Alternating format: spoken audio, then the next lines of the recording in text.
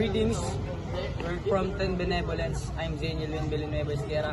I'm Lance Morales, and today this vlog we will tell you in our favorite spot in Intramuros. Yes, let's go.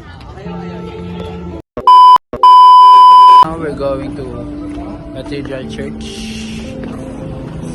We're heading this, sir.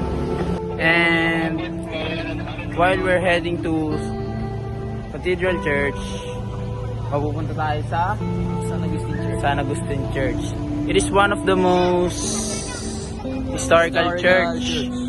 It was built in Espanyol era.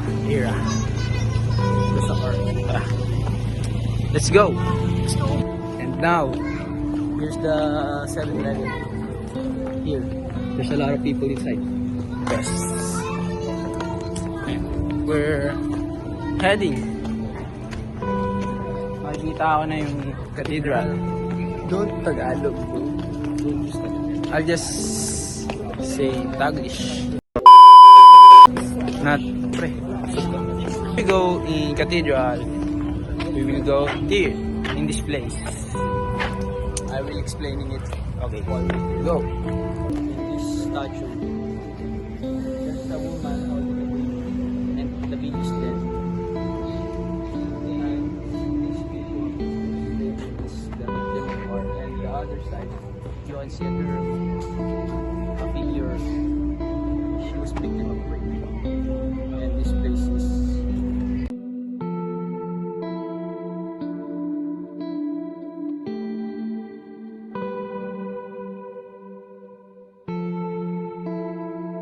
And the stopover is not over.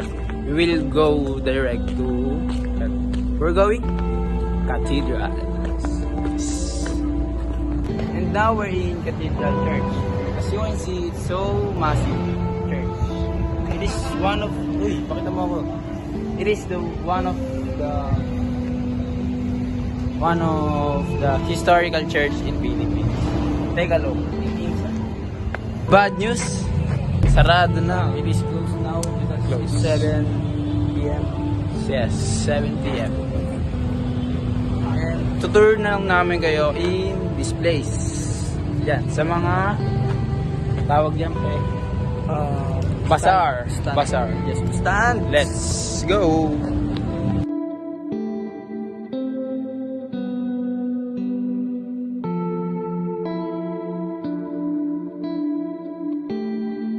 In front of Palacio, there are so many bazaar in there.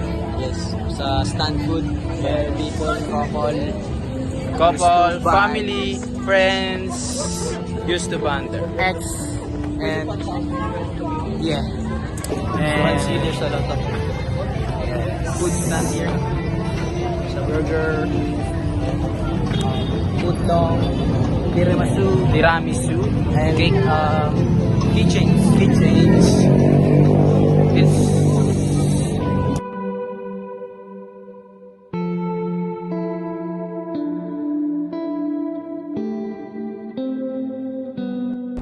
and we're going home. That's all for this video. Subscribe. I miss her so much, please. Sad boy. Bye bye.